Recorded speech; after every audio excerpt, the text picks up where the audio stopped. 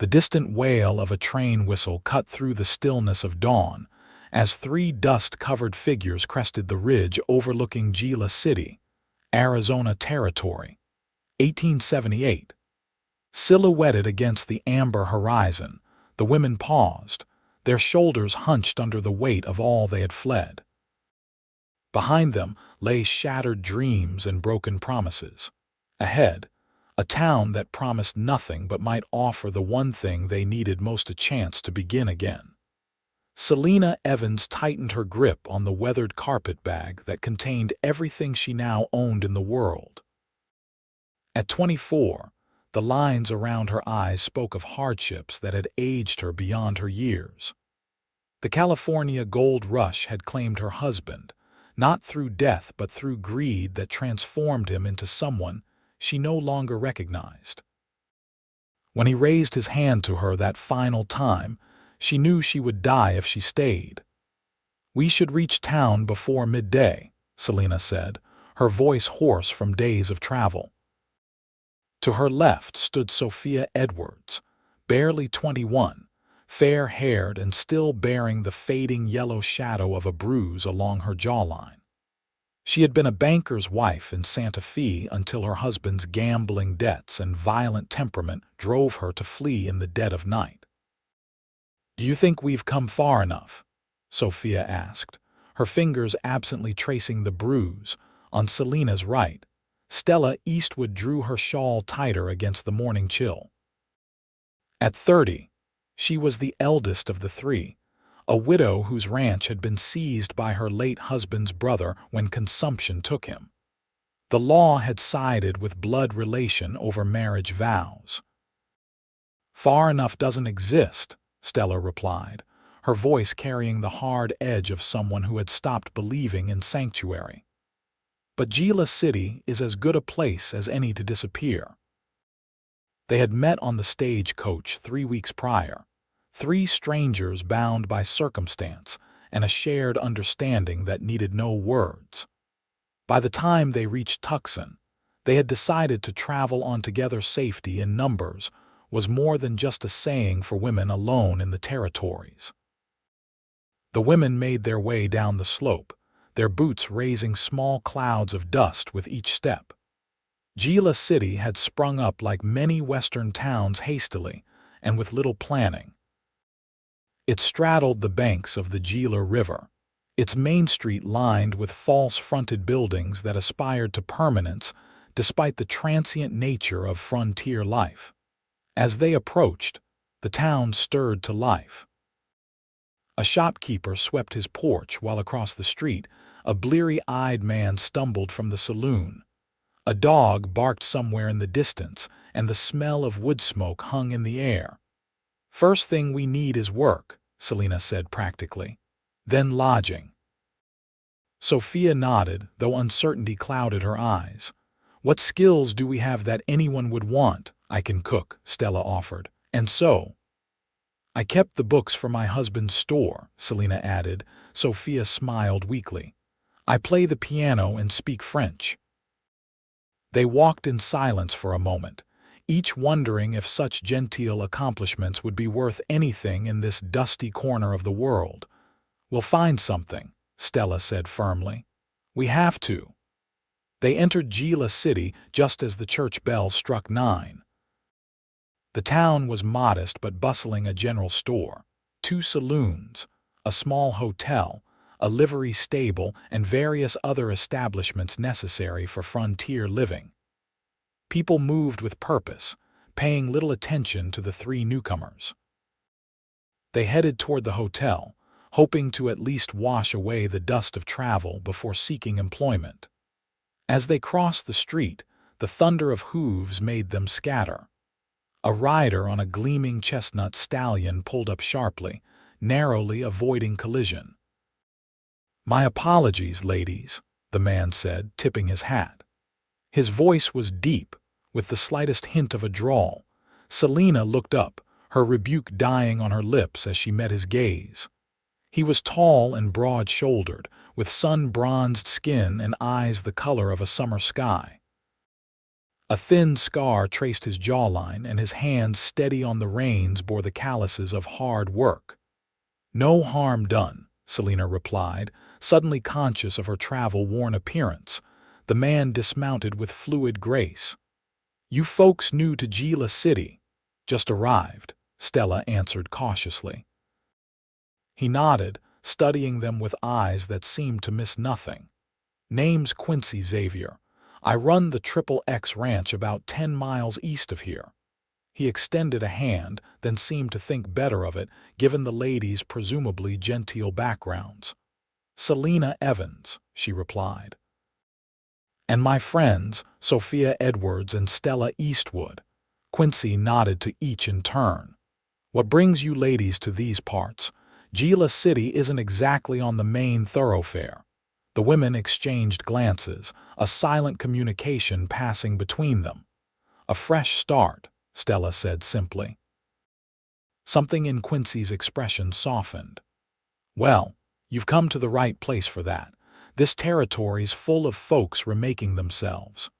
He hesitated, then added, "If you're looking for work, Mrs. Miller at the hotel needs help since her daughter married and moved to Phoenix. And Doc Patterson was saying just yesterday he could use someone with a head for numbers to manage his accounts." Relief flickered across Selina's face. "Thank you, Mr. Xavier. We'll inquire." "Folks call me Quinn," he said with an easy smile that crinkled the corners of his eyes. "And if there's anything else you need, my foreman Hank comes into town every Tuesday for supplies." With a tip of his hat, Quinn remounted his horse.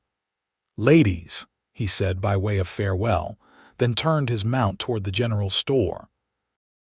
Selina watched him go, noting the straight line of his back and the confident set of his shoulders. There was something reassuring about his presence, a solidness that had been absent from her life for too long. "Well," Sophia said with the first genuine smile Selina had seen from her, "it seems chivalry isn't entirely dead in Gila City." The hotel proved to be clean if modest, with Mrs. Miller, a brisk woman of about 50 with iron-gray hair, indeed in need of help.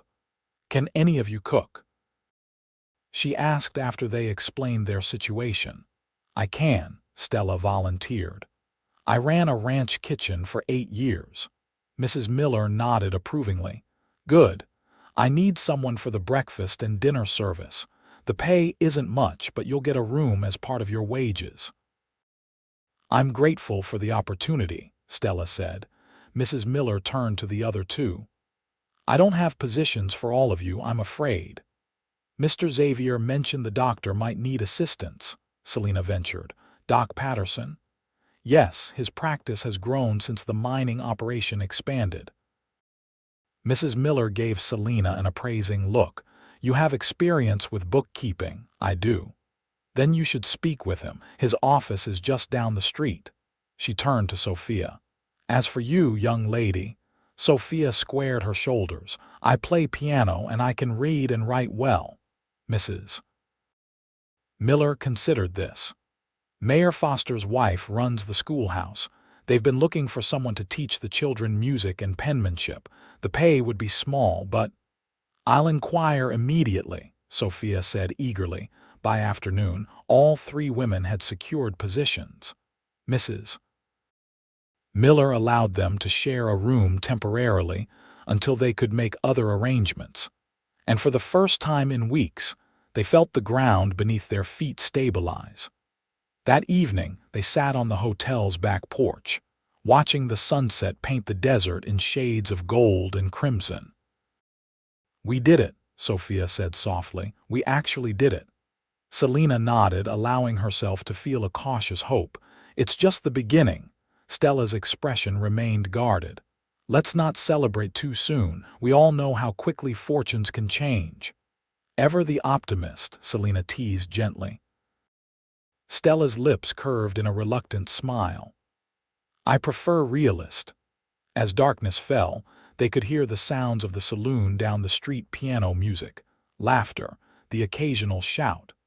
It was the sound of life continuing, of people seeking connection and momentary joy in a harsh land. "Do you think they'll find us?" Sophia asked suddenly, voicing the fear that haunted them all. Selina reached for her hand. "We've crossed 2 territories. We've changed our names. We're careful." "And if they do," Stella added with quiet determination, "they'll find we're not the same women they knew." The weeks that followed fell into a pattern. Stella rose before dawn to prepare breakfast for the hotel guests, her cooking quickly earning a reputation that drew townspeople as well.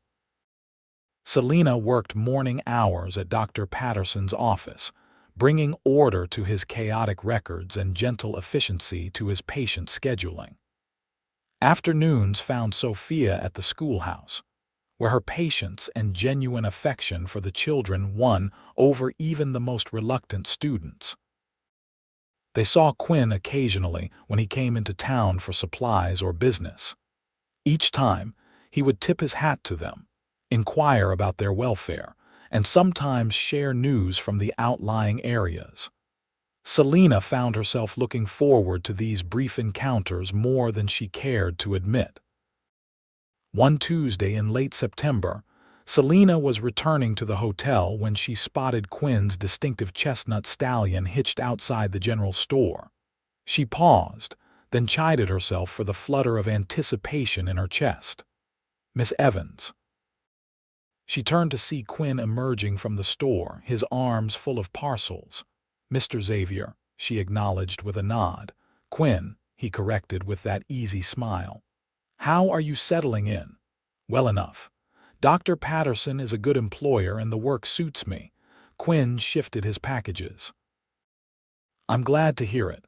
The doc says you've transformed his practice, claims he can actually find things now." Selina laughed. "It wasn't so bad, just needed a woman's touch." "Most things do," Quinn agreed. He hesitated, then asked, "Would you permit me to buy you a cup of coffee? The cafe across the street makes a decent brew." The invitation caught her off guard. Since arriving in Gila City, none of the women had socialized beyond what their jobs required. "I don't know if I should," she said hesitantly. Quinn's expression remained open, without a trace of pressure. "Just coffee, Miss Evans, in broad daylight, in full view of half the town." Something about his understanding of her caution made Selina relax slightly. "Very well. Coffee would be nice." The cafe was small but neat, with checkered tablecloths and windows that let in the afternoon light. They settled at a table near the door, where Selina could see the street and anyone passing by would see them, a concession to propriety that she appreciated. "How's your friend Miss Eastwood doing at the hotel?" Quinn asked after they'd ordered. "Thriving," Selina replied. "Mrs. Miller says business has increased since word of Stella's cooking spread." Quinn nodded. "And the young one, Miss Edwards? Sophia has the children putting on a recital next month. She's quite transformed from when we arrived." "And you?" Quinn's blue eyes held genuine interest. "Are you finding what you came here for?" Selina considered the question. "Perhaps it's too soon to tell." She studied him over the rim of her coffee cup. "What about you, Mr. Xavier? What brought you to this corner of the territory?" A shadow passed over his features. "The war. After Appomattox, I couldn't go home to Tennessee. Too many ghosts." He flexed his right hand, and Selina noticed for the first time that his movements were slightly stiff. "Came west with nothing but my horse and the clothes on my back. And now you have a ranch." "Now I have a ranch," he agreed. 10 years of sweat and more than a few tears. Lost my first herd to Apache raiders, lost the second to drought. The third time proved the charm. His smile returned. "The Triple X isn't the biggest spread, but it's mine, free and clear. You must be proud." "I am, though it gets lonely sometimes." He said it matter-of-factly, without self-pity. The coffee arrived, hot and strong. They sipped in companionable silence for a moment. "Your friends and you," Quinn said finally, "you're running from something." It wasn't a question. Selina stiffened, her hands tightening around her cup. Quinn held up a hand. I'm not prying. Everyone in these territories has a past. It's the nature of frontier life." His voice softened. "But whatever brought you here, I want you to know you're safe in Gila City." "Are we?" The question slipped out before she could stop it. "As safe as I can make you," he replied simply. "I've some influence with Sheriff Donovan, and the ranch hands are loyal. If trouble comes looking, it won't find you unprotected." The unexpectedness of his offer, made without demand or condition, left Selena momentarily speechless. "Why would you do that for strangers?" Quinn's eyes held hers steadily. "Because I know what it's like to start over with nothing but fear and hope as companions." When they parted an hour later, something had shifted between them. Not romance. Selena wasn't ready for that. Might never be ready, but the beginning of trust, as delicate and precious as a desert bloom. That night, she told Stella and Sophia about Quinn's offer of protection. "Can we trust him?" Sophia asked, her inherent wariness of men still evident. "I think so," Selena replied carefully. "He asks for nothing in return." Stella, ever practical, observed, "Men always want something, Selena, whether they say it aloud or not." "Perhaps," Selena conceded. "But for now, having a respected rancher as an ally seems prudent." The autumn days shortened, and as October gave way to November, the women found themselves not just surviving but beginning to thrive. Stella had negotiated a small wage increase with Mrs. Miller and had taken to experimenting with new recipes that drew travelers from miles around. Sophia's student recital had been the talk of the town, earning her the respect of parents and the adoration of her pupils. Selena had reorganized Dr. Patterson's accounts so efficiently that he offered her a partnership in managing the business side of his practice. They moved from the hotel to a small house on the edge of town, pooling their resources to pay the modest rent. The house wasn't much: 2 bedrooms, a kitchen, and a small parlor, but it was clean and sound, and most importantly, it was theirs. For the first time in longer than any of them could remember, they had a home. Selena saw Quinn more frequently as winter approached. He would often time his trips to town to coincide with her lunch hour, and they fell into the habit of sharing a meal at the cafe. Their conversations ranged from books they had read to dreams they still harbored, carefully skirting the darker chapters of their pasts. "You should come to the ranch sometime," Quinn suggested one cold December afternoon as they finished their coffee. "The view from the ridge above the house stretches all the way to the Superstition Mountains." Selena felt the familiar tightening in her chest that came whenever boundaries were tested. "I don't think that would be proper." Quinn's expression remained gentle. "Bring your friends. My housekeeper, Mrs. Diaz, would be delighted to have female company, and I could show you the new foals." The tension eased slightly. "Perhaps in the spring," she allowed. He accepted this with a nod. "Spring it is." As they left the cafe, Quinn suddenly stiffened, his gaze fixed on a man exiting the saloon across the street. The stranger was expensively dressed, with a waxed mustache and a gold watch chain gleaming across his vest. Nothing about him seemed overtly threatening, yet Quinn's posture had turned protective. "What is it?" Selena asked, following his gaze. "Nothing," Quinn replied too quickly. "Just a man I don't recognize." He offered his arm. "Allow me to walk you back to the doctor's office." That evening, as Selena recounted the incident to her housemates, Stella frowned. "Did he say anything else about this stranger?" "No, but he seemed concerned." Selena paced the small parlor. "He insisted on walking me back, and he asked that I send word if I notice anyone unusual asking questions in town." Sophia's face had gone pale. "Do you think?" "It could be nothing," Stella said firmly, though her eyes betrayed her worry, "but we should be vigilant." The following day brought heavy clouds and a biting wind that kept most people indoors. Selina was updating the doctor's ledger when the office door opened, admitting a gust of cold air and a man she didn't recognize. Her heart lurched when she saw it was the same well-dressed stranger Quinn had noticed the day before. "Good afternoon," she said, keeping her voice steady. "May I help you?" The man removed his hat, revealing silver-streaked dark hair. "I hope so, madam. I'm looking for Dr. Patterson." "The doctor is with a patient. If you'll give me your name, I can tell him you're waiting." "Richard Blackwell," the man replied with a slight bow. "I've traveled from Santa Fe on business and find myself in need of something for this confounded cough." As if to illustrate, he produced a handkerchief and coughed into it delicately. Relief washed over Selina. Not someone from her past then, or Stella's, but the name tugged at her memory. Santa Fe, where Sophia's husband had accumulated his gambling debts.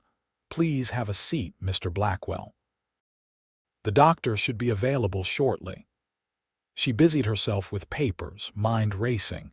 It could be coincidence. Santa Fe was a sizable town, and the name Blackwell wasn't uncommon. The man settled into a chair, casting an appraising glance around the office. Quite a civilized establishment for such a remote location.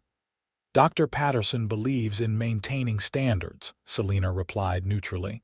"And you, Miss Evans, I manage the doctor's accounts." Blackwell smiled, revealing teeth too perfect to be real. A woman of business, how progressive. Before Selina could respond, the inner door opened and Dr. Patterson emerged with his patient, a young mother cradling an infant. "Rest and plenty of fluids, Mrs. Taylor. The baby should be fine in a day or two." After the woman left, Selina introduced Blackwell.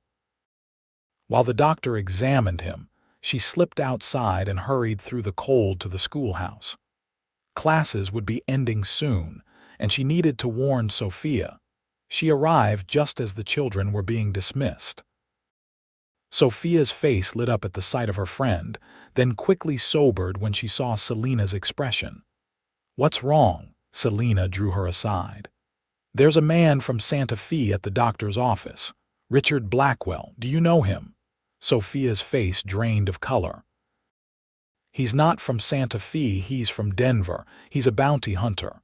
My husband hired him once to track down a debtor." She gripped Selina's arm. "If he's here." "It might be coincidence," Selina said, not believing it herself. "We need to warn Stella," Sophia whispered urgently. They hurried to the hotel, finding Stella in the kitchen preparing for the evening meal. "Blackwell is here," Sophia said without preamble, her voice shaking. "In town." Stella wiped her hands on her apron, her expression grim. "Are you certain it's the same man?" She recognized the name, Selina explained. "He's at the doctor's office now, claiming to need treatment for a cough." "If he's found us, others might too," Stella said, her practical nature asserting itself even in crisis. "We need to decide, do we run again or stand our ground?" The question hung in the air between them. They had built something in Gila City, not just jobs, but the beginnings of a life. The thought of abandoning it and starting over yet again was almost unbearable. "I don't want to run," Sophia said finally, her voice stronger than Selina had ever heard it. "Not anymore." "Nor I," Stella agreed. "But we need help," Selina nodded slowly. "Quinn, he offered protection if trouble came. Can we trust him with the truth?" Sophia asked. "I don't think we have a choice," Selina replied. They agreed that Selina would seek out Quinn the next morning. In the meantime, they would continue their routines while remaining vigilant.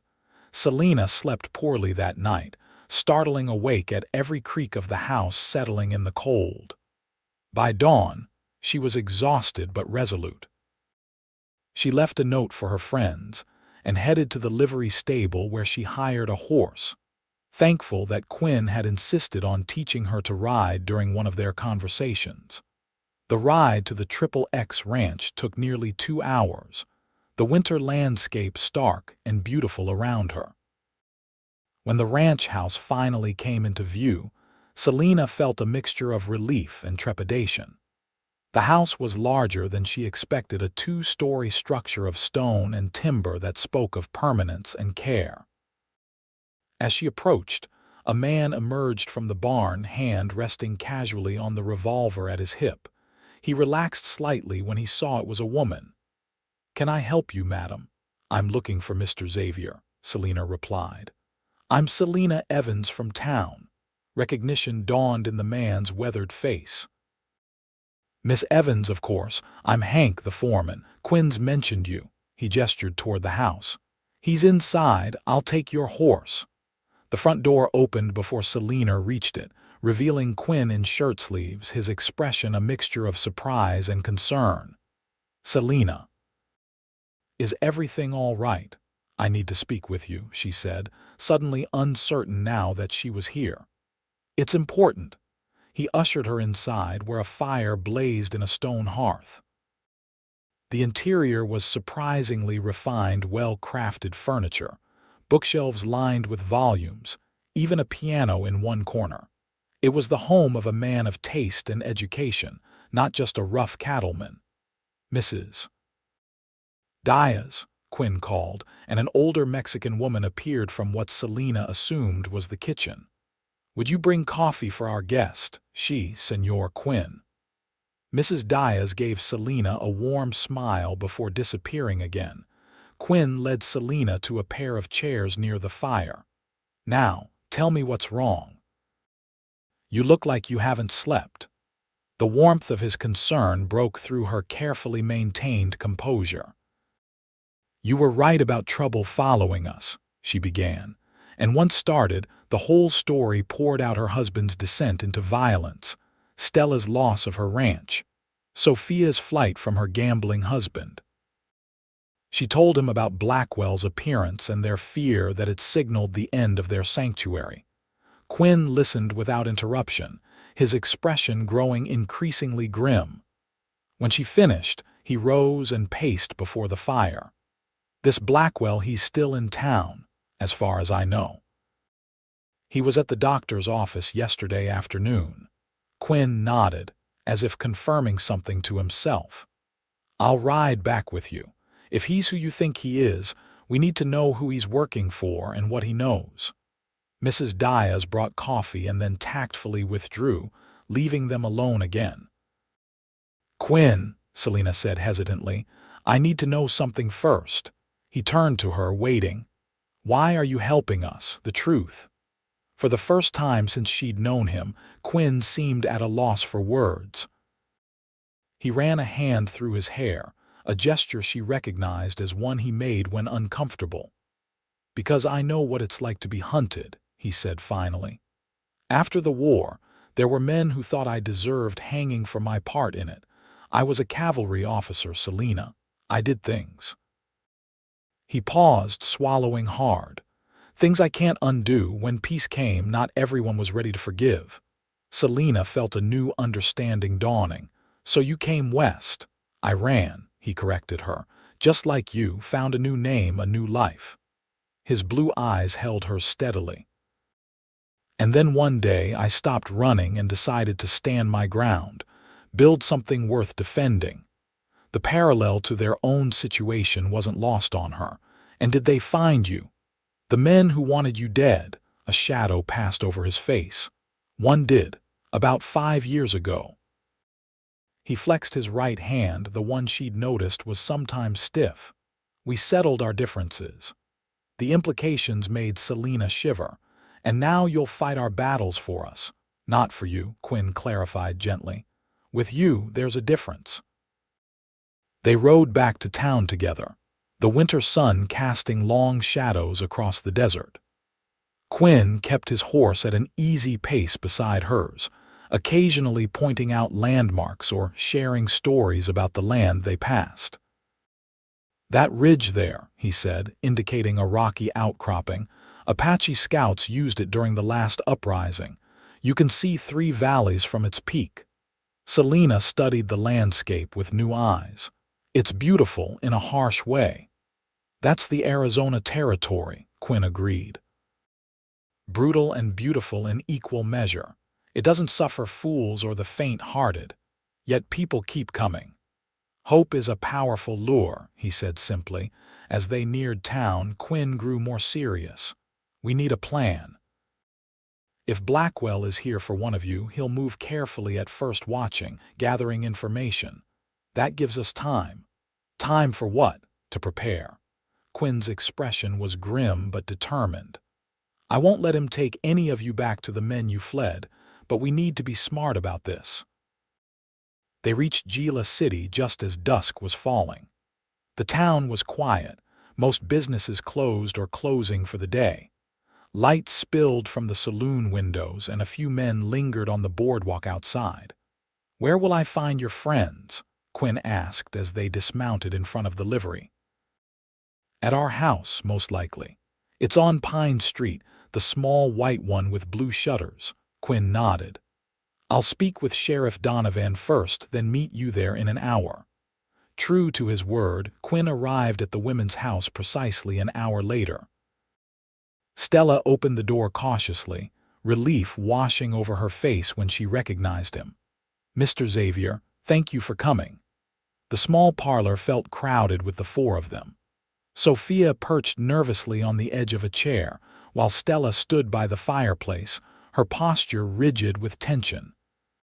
Selena made the introductions.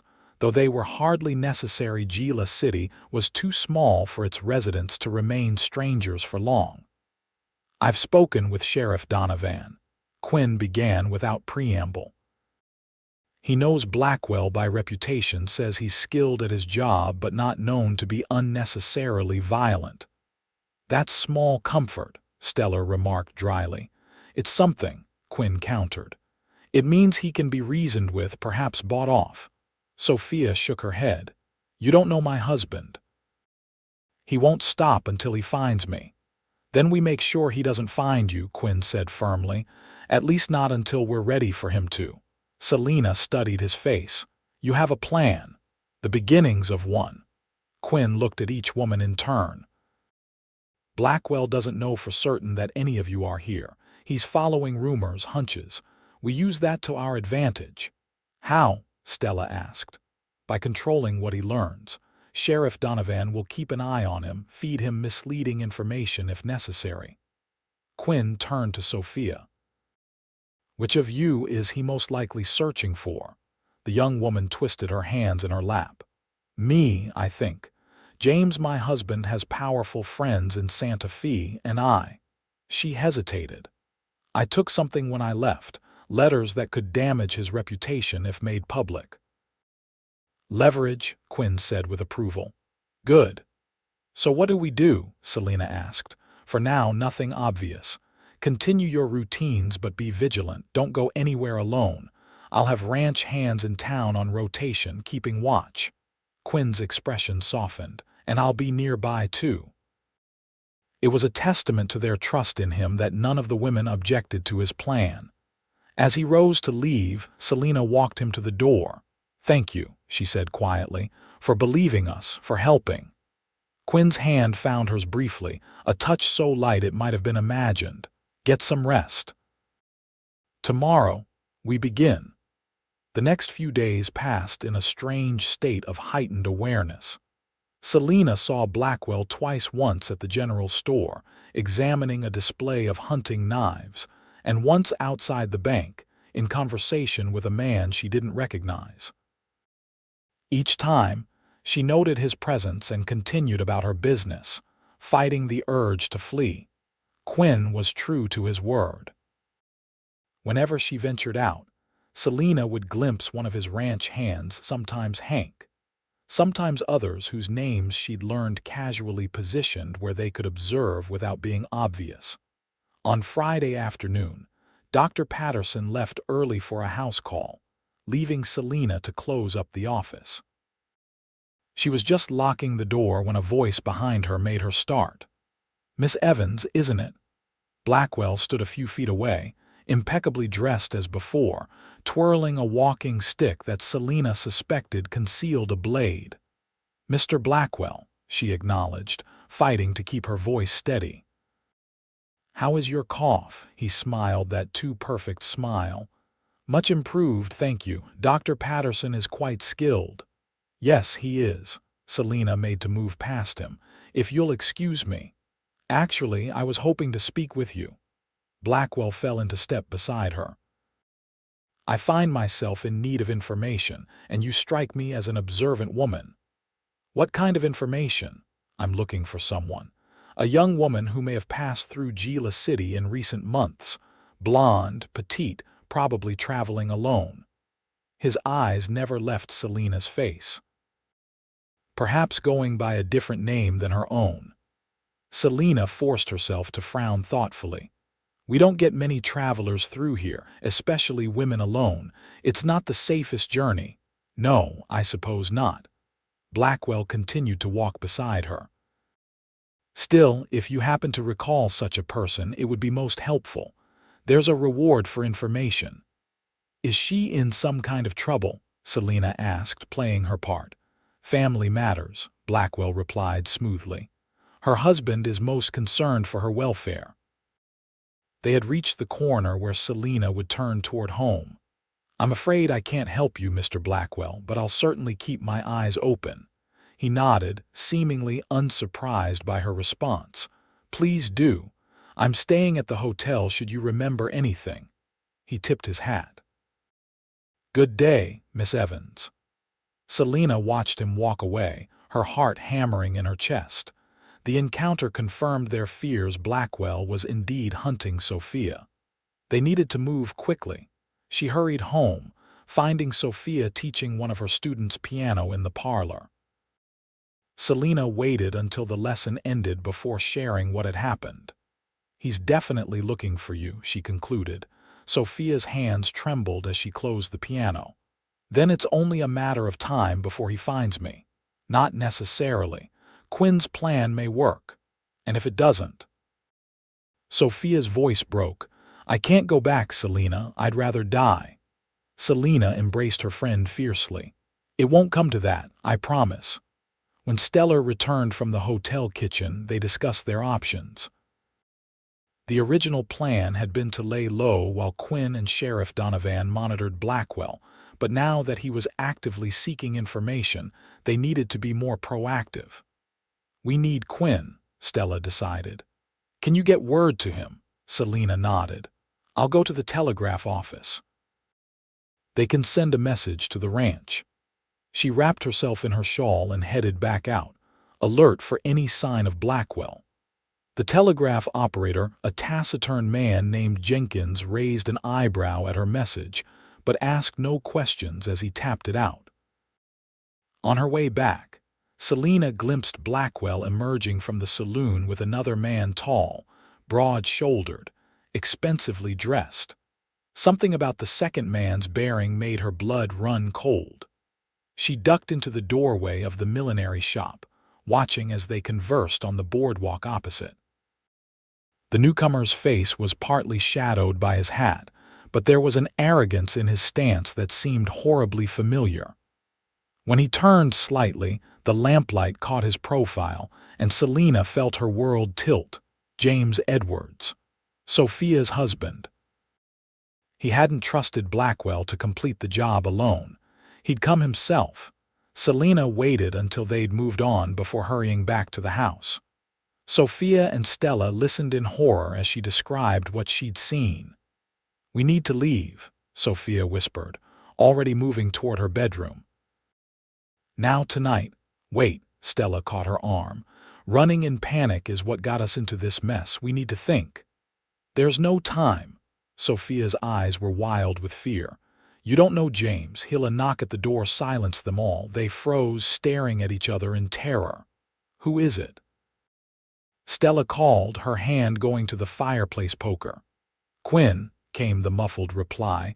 Relief flooded through Selina as she rushed to unlock the door. Quinn stood on the porch, his expression grim. He wasn't alone. Sheriff Donovan was with him. "I got your message," Quinn said, stepping inside. "And then I saw something that couldn't wait till morning." "James Edwards is here," Selina said flatly. Quinn nodded. "You saw him too?" Sheriff Donovan removed his hat, revealing thinning gray hair. "Ladies, I think it's time you told me exactly what's going on." Over the next hour, they explained everything: the abuses they had fled, their journey west, and their reasons for fearing the men who pursued them. The sheriff listened without interruption, his weathered face revealing nothing of his thoughts. "So," he said when they had finished, "Blackwell is a hired gun, and this Edwards fella is a wife-beater who doesn't like losing what he considers his property." Sophia flinched at the blunt assessment but nodded. "What about the other two? Your husbands?" he asked, looking at Selena and Stella. "My husband is dead," Stella replied. "It's his brother I fled, and mine." Selena hesitated. "The last I knew, he was in the gold fields near Sacramento, but that was months ago." Donovan rubbed his chin thoughtfully. "Legally speaking, this is complicated, Mrs. Edwards is still married, which gives her husband certain rights under the law." "Rights to beat her." Quinn's voice was dangerously quiet. "No, of course not," Donovan said quickly. "But rights to her return, unless—" He glanced at Sophia. "Do you have proof of his mistreatment, witnesses?" "Those letters you mentioned." Sophia nodded. "The letters are sewn into the lining of my traveling case. They detail gambling debts to some very unsavory characters in Santa Fe, and there's a letter from his former business partner accusing him of fraud." "That might help," Donovan said. "Blackmail isn't strictly legal, but it gives us leverage." Quinn had been standing by the window, keeping watch on the street. "We need to move them tonight," he said. "Edwards knows Blackwell has been asking questions in town. It won't take him long to connect the dots." The sheriff nodded slowly. "Where did you have in mind?" "The ranch," Quinn replied. "It's defensible, remote, and my men are loyal." Donovan considered this. "It could work, at least until we sort this mess out legally." He turned to the women. "I can't promise anything permanent, ladies, but I'll do what I can to ensure your safety." "Thank you, Sheriff," Stella said simply. They moved quickly after that, packing only essentials. Quinn had brought a wagon, covered and provisioned for the journey to the ranch. Sheriff Donovan would remain in town to monitor Edwards and Blackwell, feeding them false information if possible. "What about our jobs?" Sophia asked as they prepared to leave. "People will notice we're gone." "I'll speak with Mrs. Miller and Dr. Patterson," Donovan assured her. "And the school board. We'll say you've gone to tend a sick relative in Tucson." The night was clear and cold, the stars brilliant in the vast desert sky. Quinn drove the wagon with Selena beside him on the seat, while Stella and Sophia huddled under blankets in the back. They took a circuitous route, avoiding the main trail to the ranch in case Blackwell had men watching the roads. "You think they'll come after us?" Selena asked quietly, her breath frosting in the night air. Quinn's hands were steady on the reins. "Edwards will. Men like him can't stand to lose. And when he does, we'll be ready." The conviction in his voice should have been reassuring, but Selena couldn't shake the dread that had settled in her stomach. She had thought Gila City would be their haven, a place to rebuild. Now they were fleeing again, this time into even greater uncertainty. As if sensing her thoughts, Quinn added, "This isn't like before, Selena. You're not alone this time." The simple truth of that statement warmed her more than the blanket wrapped around her shoulders. Whatever came, they would face it together. They reached the XXX ranch just before dawn. Mrs. Diaz was waiting, having prepared rooms for the women. Despite their exhaustion, none of them could sleep. They gathered instead in Quinn's kitchen, where Mrs. Diaz served them hot coffee and freshly baked bread. "The men are patrolling the boundaries," Quinn informed them as he joined them. "If anyone approaches, we'll have warning." "How long can we stay here?" Stella asked practically. "As long as necessary." Quinn's tone brooked no argument. The ranch is remote enough that few visitors come unbidden, and those who do are easily spotted from a distance. And our job's in town. Sophia's voice was small. We'll be waiting when this is resolved, Quinn assured her. People in Gila City take care of their own, and like it or not, you three are now considered locals. The following days established a new routine. The women helped Mrs. Diaz with household tasks, finding comfort in the familiar rhythms of domestic life. Quinn showed them around the ranch, the barn with its horses and cattle, the bunkhouse where the hands lived, the small but productive kitchen garden Mrs. Diaz maintained. Selena found herself drawn to the library, a room that surprised her with its extensive collection. Books lined 3 walls, and a comfortable leather chair sat beneath a window that caught the morning light. "You're welcome to read anything that interests you," Quinn told her when he found her examining the shelves. "I didn't expect a cattleman to be such an avid reader," she admitted. He smiled, that warm expression that crinkled the corners of his eyes. "There's not much else to do during the long winter nights, and books are old friends that don't ask uncomfortable questions." Selena selected a volume of poetry.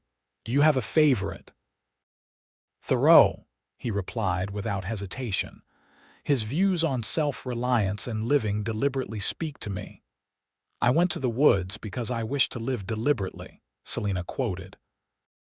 "To front only the essential facts of life and see if I could not learn what it had to teach," Quinn continued.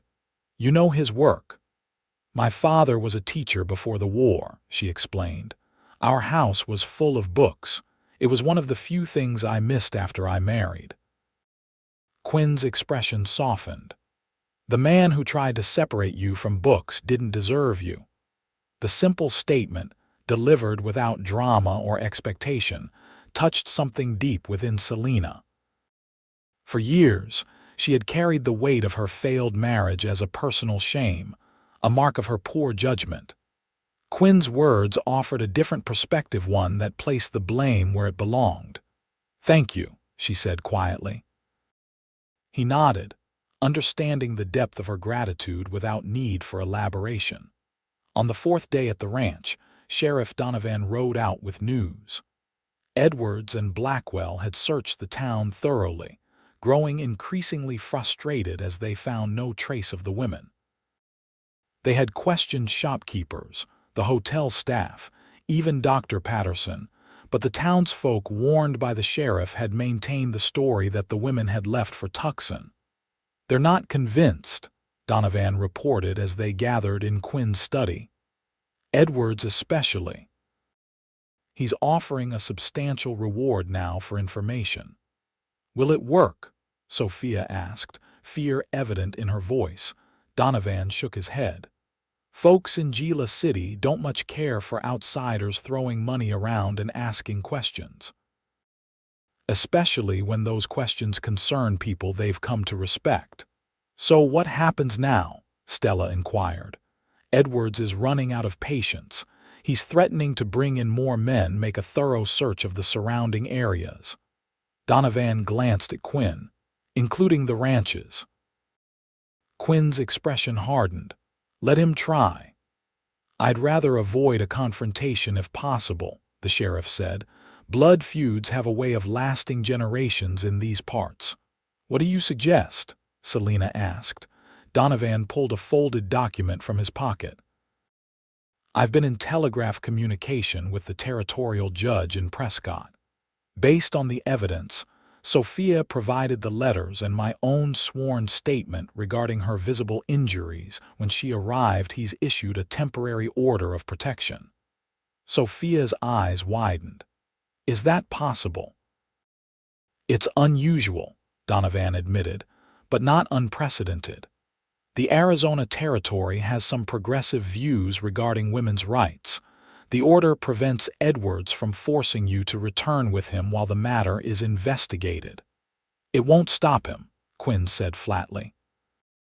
"No," Donovan agreed, "but it gives us legal standing if he tries, and it buys us time to find a more permanent solution."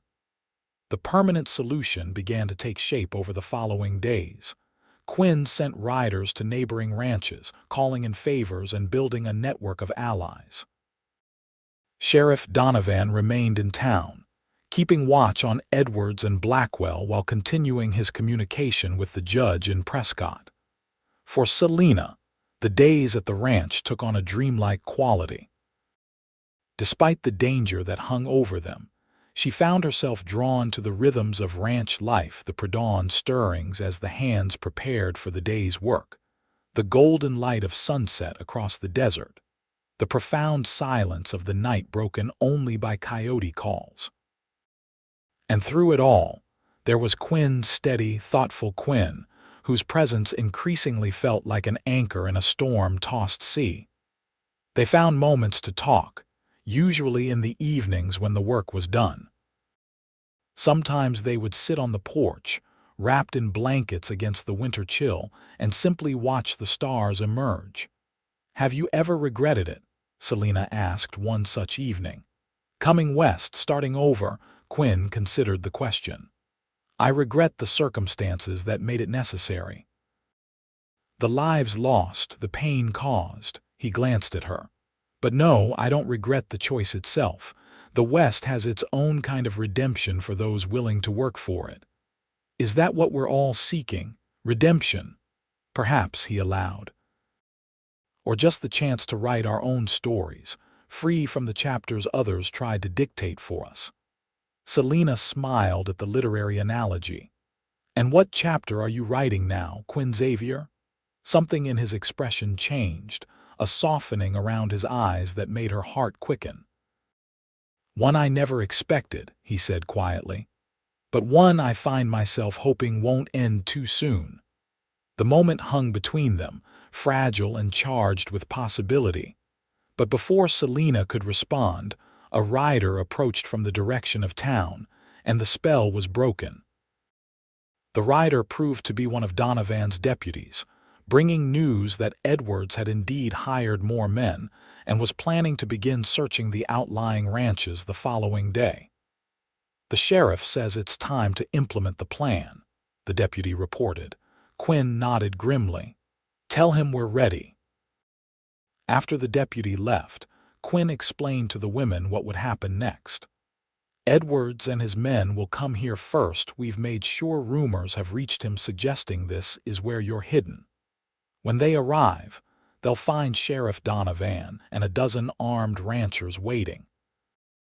The sheriff will serve Edwards with the protection order, and if he resists, there will be violence," Stella finished flatly. "Perhaps," Quinn admitted, "but the odds will be in our favor."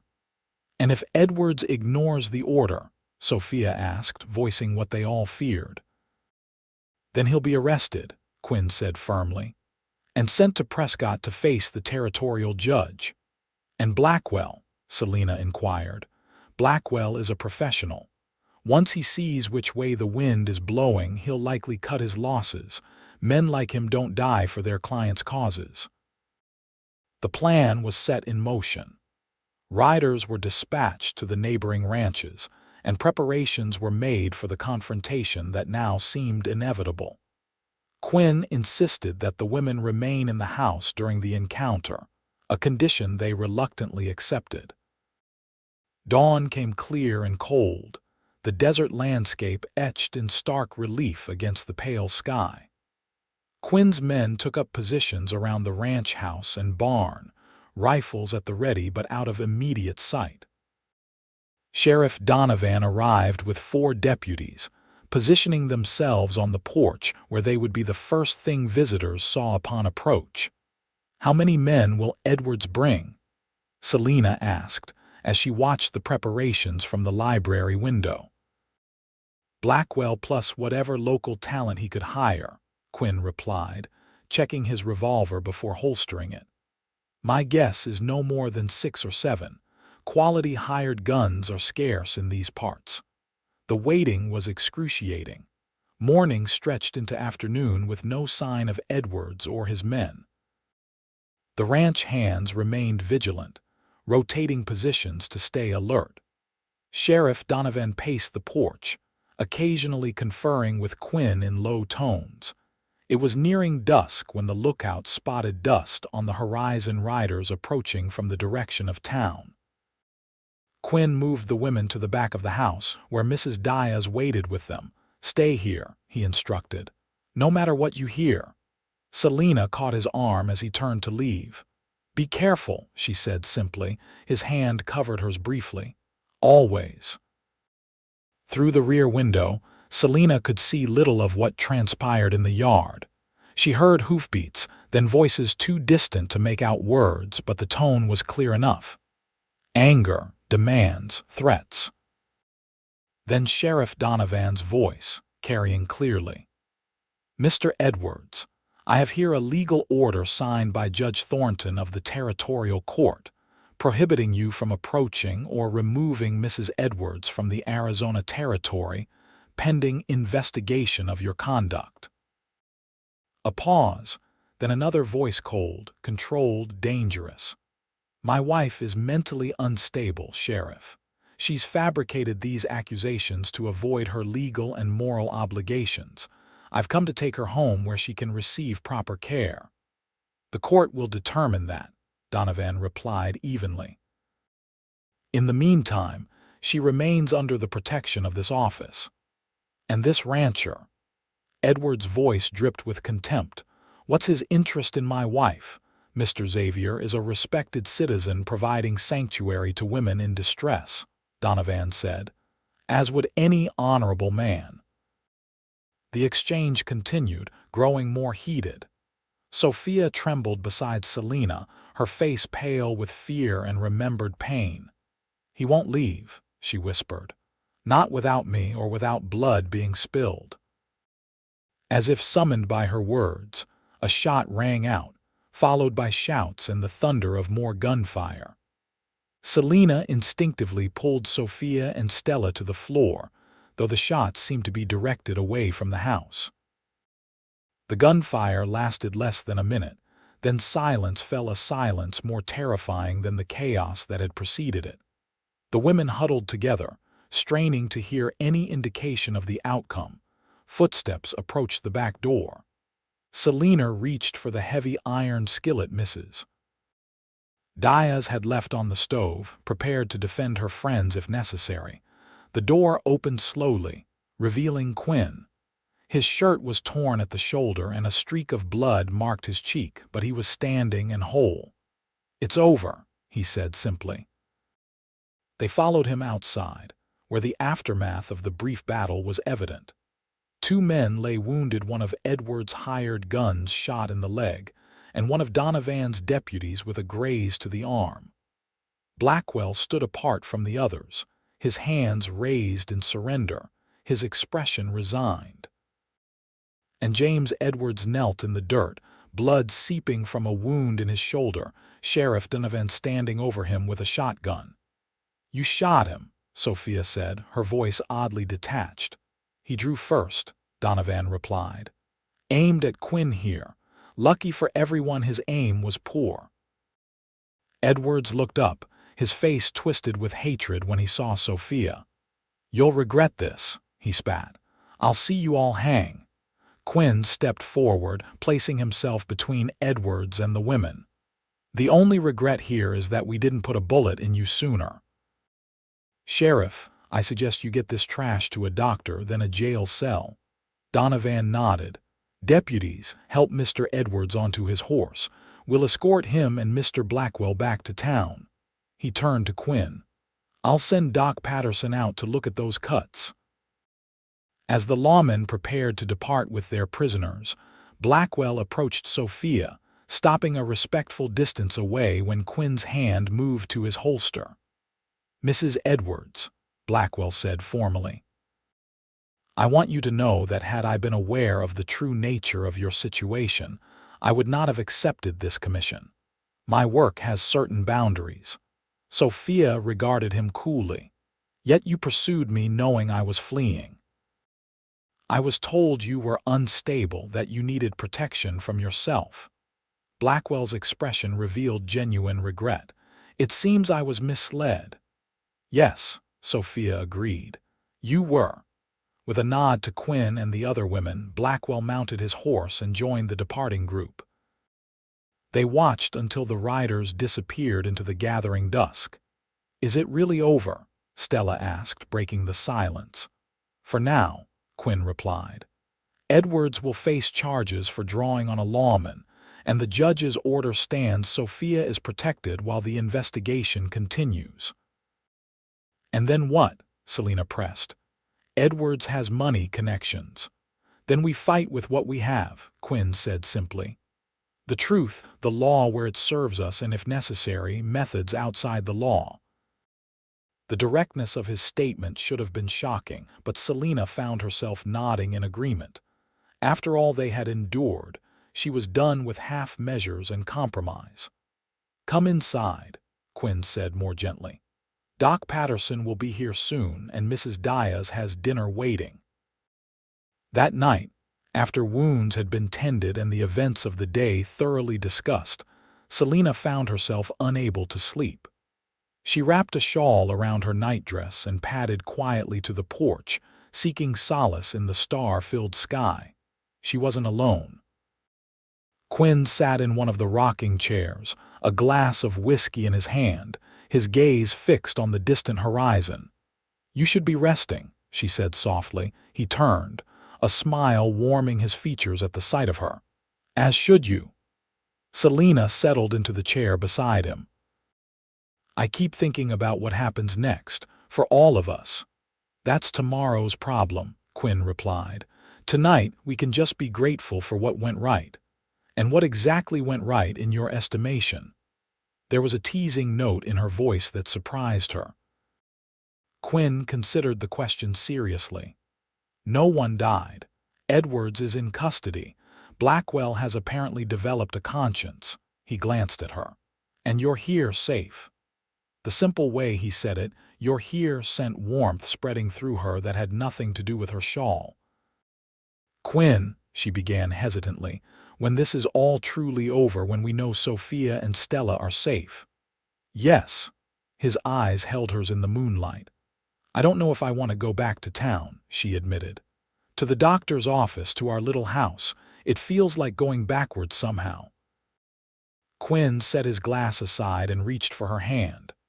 "Where do you want to go?" The question hung between them, laden with meaning beyond its simple words. Selina took a deep breath. "Forward," she said simply. "With you, if that's possible." His hand tightened on hers. "Nothing would make me happier," he hesitated. "But I need you to be sure, Selina. After what you've been through, I wouldn't want you to feel trapped," she supplied. "Obligated," she shook her head. "That's not what this is. You've shown me what a man of honor looks like, Quinn. What partnership could be. I'm not running from something anymore. I'm choosing something. Someone." The confession hung in the night air between them, honest and vulnerable. For a moment, Quinn was still, and Selina feared she had misread everything. Then he stood, drawing her gently to her feet. "I've loved you since that first day in town," he said quietly. "When you stood in the street looking lost and determined all at once, you never said anything. You weren't ready to hear it." His hand cupped her cheek. "I would have waited as long as necessary." When he kissed her, it was gentle and questioning at first, then deepening as she responded. It felt nothing like the possessive demands of her former husband, but rather like a conversation, an exchange, a promise. "We should go inside," Quinn murmured eventually, "before we scandalize Mrs. Diaz." Selina laughed softly. "Yes, we should." She kept her hand in his as they moved toward the door. "And tomorrow," he said with a smile, "we begin." The winter gave way to spring, bringing changes that none of them could have predicted on that autumn day when three desperate women first glimpsed Gila City from the ridge. Edward's case progressed through the territorial legal system, hampered at every turn by Quinn's connections and Sheriff Donovan's dogged determination to see justice done. The letters Sophia had preserved proved damning when presented to the court, evidence not only of gambling debts, but of fraud, that had ruined several prominent Santa Fe families. In a precedent-setting decision, the territorial judge granted Sophia a legal separation with protections that effectively prevented Edwards from approaching her or making claims on her property.